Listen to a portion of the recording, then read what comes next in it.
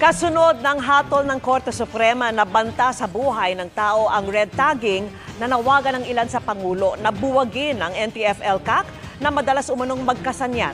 At nakatutok si Mariz Umali.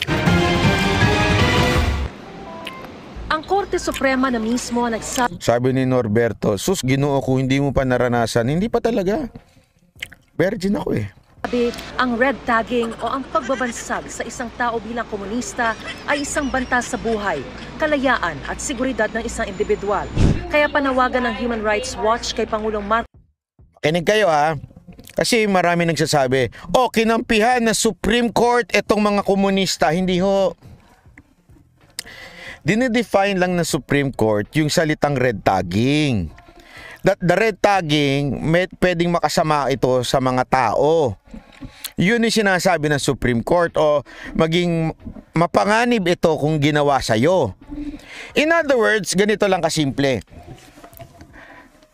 Libel. Ang libel, hiningi mo ng kumpirmasyon sa Supreme Court, sinabi ng Supreme Court, ang libel masama yan. Ang libel ay against sa batas yan. So yun ang sinabi ng Supreme Court. Yung red tagging na yan, ganito yan. Okay? Pero walang sinasabi ang Supreme Court that the NTF-ELCAC is red tagging this Communist Party. Walang ganon. Etong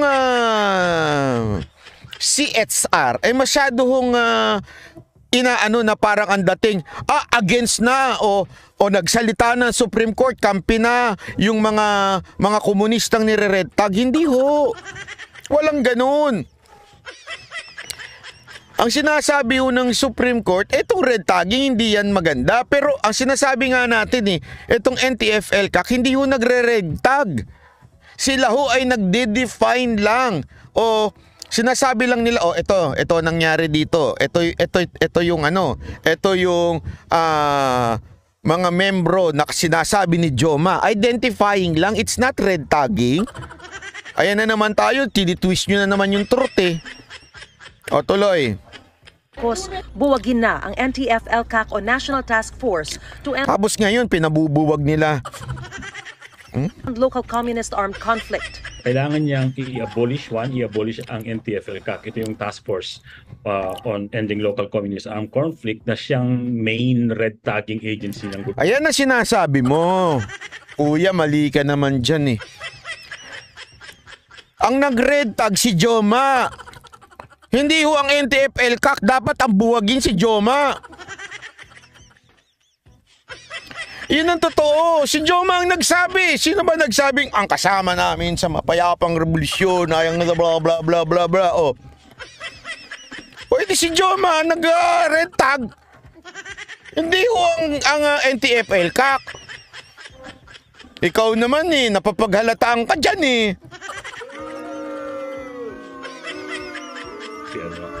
Itinatag ang NTF-ELCAC ni dating Pangulong Rodrigo Duterte noong 2018 bilang whole of nation red tag ba versus libel? Hindi po, example lang po yun, analogy. Approach sa pagtalo sa tinawag na local communist terrorist group para magkaroon ng kapayapaan sa bansa. Pero ito rin ang itinuturong nasa likod umano ng red tagging. Kaya sa papalipit po, i-pillar na namin na budget deliberation, mas lalo pa talaga natin isusulong yung pag-defund dito sa NTF-ELCAC. Ang ruling ng Supreme Court nag-ugat sa petisyon ni dating Bayan Muna Party List Representative Sigfred De Duro na nagsabing ni-red tag siya ng mga militar nang ilagay ang kanyang mukha sa poster ng umano'y mga terorista at miyembro ng CPP, NPA, NDF. Humingi siya ng writ of amparo para sa kanyang proteksyon. Yan yung counter-argument niya, nilagay lang yung mukha niya. Pero 'di ba, nakita natin yung mga raid na ginagawa, yung nilulusob yung mga NPA. Ano mga nandun? Mga pangalan ng mga party list. Pati yung mga pinuno nilang ikinakandidato nila. Hindi ho red tagging ang tawag doon. Kayo naglagay doon Kasi red tagging. Kayo yung naglagay ng doon Ano naman nilagay nila doon yung mga... Huwag na nga tayo maglukuhan. Sa tingin nyo, saan kukuha ng boto yung mga Gabriela? Hindi nyo ba napansin? Ito Kinuwento kasi sa akin to nung hindi ko na sabihin kung sino, pero kinuwento sa akin to ng isang opisyal nung panahon ni Duterte. Kasi binigyan ako ng listahan ng mga komunistang party list. Bumagsak sila nung panahon ni Duterte. Tapos sabi ko nga, bakit sila bumagsak? Paano ang nangangampanya sa mga yan ay yung mga NPA. Itong mga NPA talagang nananakot yan. Nagbabantayan during election, pinaboboto yung mga tao, ito boboto nyo. Nung panahon ni Duterte, nabawasan ho yun. Diba yung mga NPA, nagbalik loob na. Kaya, matik na yun. Hindi na napepwersa yung tao kung sinong iboboto.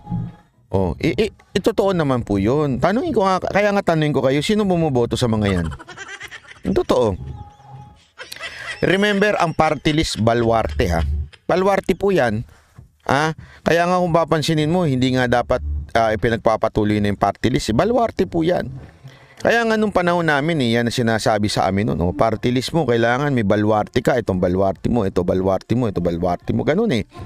Pero kami hindi sa amin mga ngampanya si Mocha. Ngayon kung gusto niyo, gusto niyo. Kung ayaw niyo, walang bayaran. Ngayon pa nga lang, tinatanong na siya Anong gagawin mo sa party list? Para kasi nandito kami, ready kami. Alam mo na ibig sabihin nun. Ready sila mga kampanya, ready na silang... Yung mga barangay-barangay yan Ito, huwag tayo maglokan kayo mga barangay captain, di ba? Buti nga, hindi ko kayo pinangalanan dito Sinabihan nyo pa yung mga contact namin na, si party list ganito bigay. Kayo, hindi kayo magbibigay? Sinabihan kami, ganun Kasi nga, balwarte dyan Hindi totoo yung sinasabi nila na on paper yung advocacy yung mga boboto sa iyo dahil sila ay ganito. Hindi, balwarte yan. Huwag tayo maglokohan. Yung mga communist party list, kaya ho yan nananalo dahil may balwarte ang mga NPA. Yan ang totoo. Pero idinismiss ito ng Iloilo RTC. Ipinagutos ng Korte Suprema sa Regional Trial Court na magsagawa ng summary hearing para dinggin muli ang kaso at maglabas ng desisyon sa petition for writ of amparo ni De Duro sa loob ng 10 araw. Si Bayan Chairperson Emeritus Carol Araulio dumalo kanina sa pagdinig ng inihain niyang kaso. Araulio? Nagtatanong lang Wala akong sinasabi. So para sa red tagging sa kanya. Sabi ni Araulio, sa bagong ruling ng Korte Suprema, umaasa siyang magkakaroon ng batas para mapigilan ang ganitong gawain. Tingin namin magiging tulak ito para sa pagsasabatas ng isang batas against red tagging. Carol Araulio?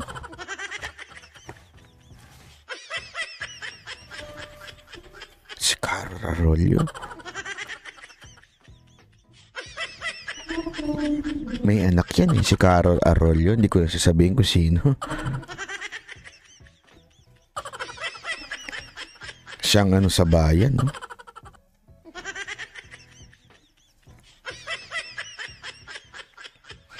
Kaya naman pala yung anak niya. Ganun na lang, parang di umano. Appeal to the political authorities, to Bongbong mismo, kasi sinusuportahan niya yung NTF-ELCAC I appeal to the highest political authority na tama na, itigil na. Sa isang pahayag, sinabi ng NTF-ELCAC na tinatanggap nito ang pagsasagawa ng pagdinig ng RTC para maiharap nito ang kanilang ebidensya. Hinihingan pa namin ng pahayag ang Malacanang, ang AFP at NTF-ELCAC tungkol naman sa mga panawagang buwag. Alam mo, manawagan tayo sa ating Pangulo tsaka sa huwag niyong bugbuwagin yung NTF-ELCAC. Please lang, huwag niyo nang pupolitikahin yan Porket nandyan si BP Sara Duterte, baka mapolitika na naman yung NTF-ELCAC Parang awa nyo na, kawawa bayan natin. Alam mo, laking nagawa niyan nung panahon ni Pangulong Duterte para bumagsak po ang itong mga NPA. Huwag naman po natin sana silang ipolitika ngayon. Baka madamay po yung mga kababayan natin na inaabuso ng mga NPA. Parang awa nyo na